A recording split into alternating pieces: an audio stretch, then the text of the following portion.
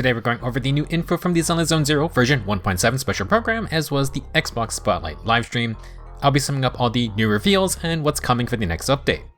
As always, be sure to enter the redemption code for 300 polychromes. For this program, the code is Mockingbird. First up, the 1.7 story is going to be wrapping up with the second part of the Season 1 epilogue. This will be part B of the Bury Your Tears with the Past main story. Now, if you haven't finished that, then maybe don't watch this if you care about spoilers. Continuing from last time, we're going to find out what happened to the sacrifice core that Hugo stole and learn more about the Exaltus' schemes. The mysterious mayor of New Eridu is inviting Mockingbird to join Phaethon to resolve this crisis. It looks like Vivian will be helping us out more to find out info on the Ravenlocks, and then we're going to meet some of her old acquaintances too. It wasn't talked about that much, but we got a shot of a new ethereal, and it's mentioned we're going to be facing more sacrifices in the story. To help us out, the mayor is calling in Yixuan, who appears to be a void hunter. There's some discussion on the way she was addressed, but we'll find out if she's an actual void hunter or just on a similar level to a void hunter very soon. Now, if you missed the Season 2 Dev Talk preview, we learned Yixuan will be a major character in Season 2. She's the head of the Yunquei Summit, and it was teased that the Phaethon siblings are going to train under her. Now, for some fun details, it seems like Yixuan has a gourd carrying a liquid of some kind. This could be the source of her black wings, and there is a brief shot of her dashing around enemies, leaving a black trail. You can make out a black bird, so real curious what else Yixuan can do. If you like strong characters, then you better start saving those polychromes. We all saw how the last Void Hunter went. In the trailer, we got a shot of Belle with a different look to her eye implants. It may be a coincidence, but the symbol is kind of close to the Void Hunter symbol.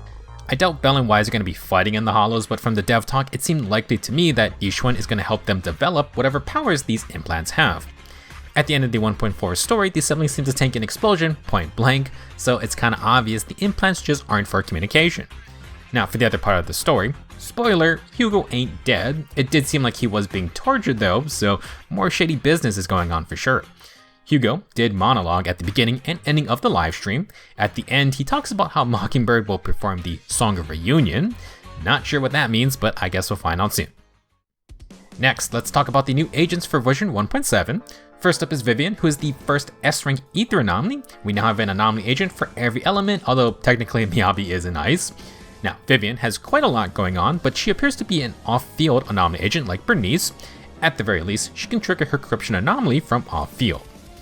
There is a lot to Vivian, so I'm just going to simplify. Vivian can basic attack, EX special, or ultimate to gain flight feathers. Those are the middle part of her resource bar. With flight feathers, you can start flying and do a suspension attack. Suspension converts flight feathers into guard feathers, which are the outer ring of her resource bar. With guard feathers, Vivian can assist from off-field and deal ether damage plus trigger an extra proc of anomaly on the enemy.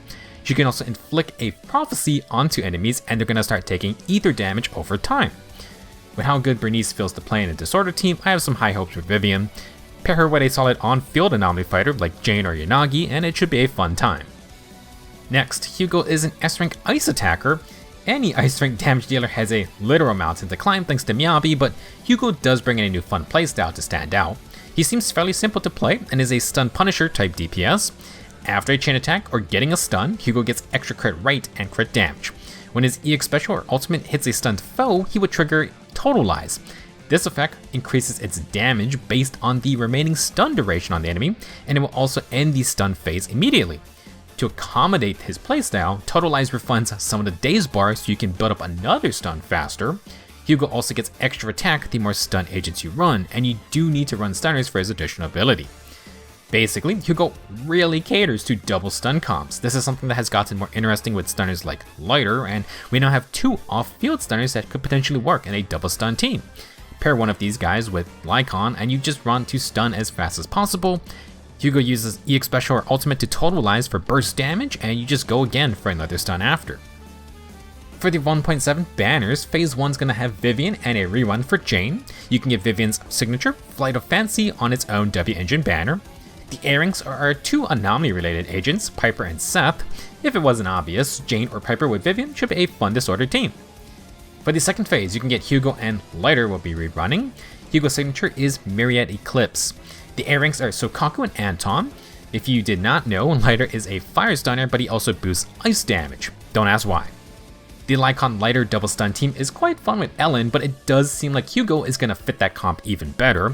Lighter brings the damage buffs, Lycon can shred ice and be the main on-field stunner.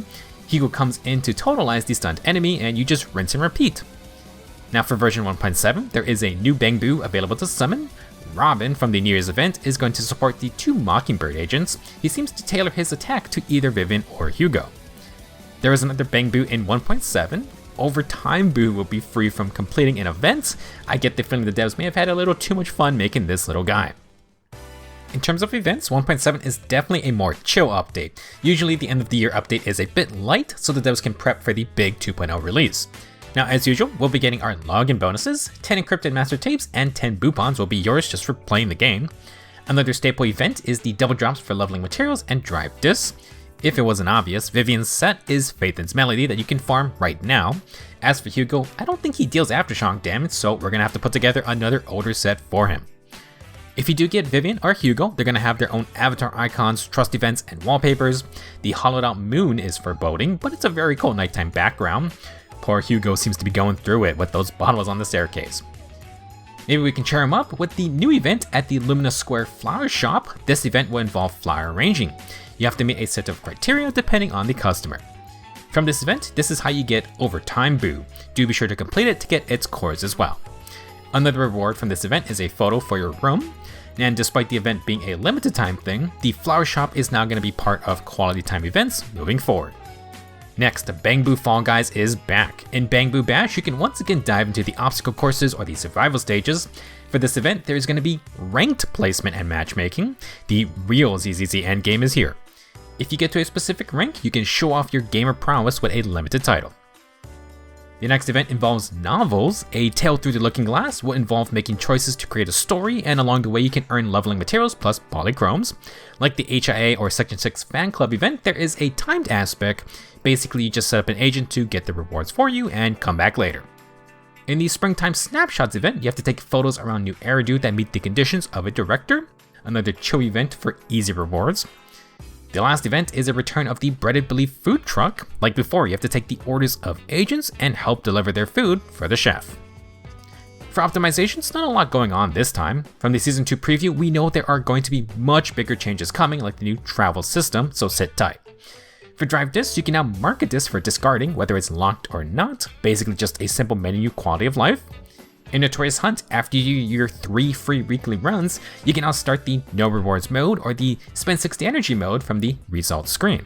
Not a big deal, but another appreciated feature if you need to do a lot of farming. Last, if you take pictures with the agents in quality time, they will now have fully voiced lines. I'm not sure if that's going to apply to everyone because of the VA strike for English, but a nice addition regardless. Let's now move on to the Xbox Spotlight. Not surprising, but we did not get a lot of new information. This was mostly an introduction to the game for new incoming Xbox players. First off, Zenless Zone Zero will be coming to the Xbox platforms in June with the launch of version 2.0. I believe 1.7 is the usual 6-week length, which means 2.0 launches around June 4th or 5th. Take note, ZZZ's anniversary is on July 4th. That's going to be in the second half of 2.0, so expect major events and probably a really strong agent to go along with the celebration. At the moment, it seems likely it's Yishuan, but no confirmation. In terms of features for the Xbox platform, ZZZ will feature ray tracing and HDR. The game will support 4K resolution as well as 60 frames per second. A cool feature they highlighted is that there will be tailored vibration rumble settings for different aspects of the game. They even mention a different vibration rumble for getting S-rank agents in the gacha. Now in terms of cross-platform accounts, Xbox should be no different from PC, mobile, and PS5. You set up your Hoyoverse account and log into that account from wherever.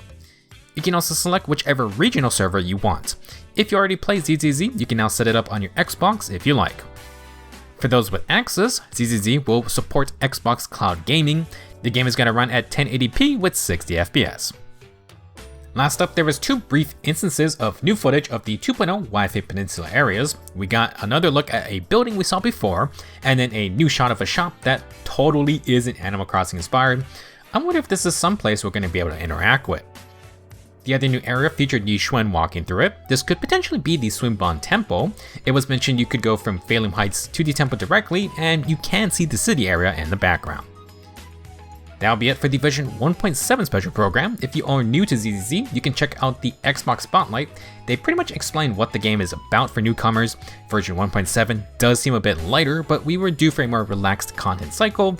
I thought the filler update was going to be right after the big 1.4 main story wrap-up, but ZZZ kind of just kept going on. Do know, we still have a Season 2 teaser trailer coming on the 13th.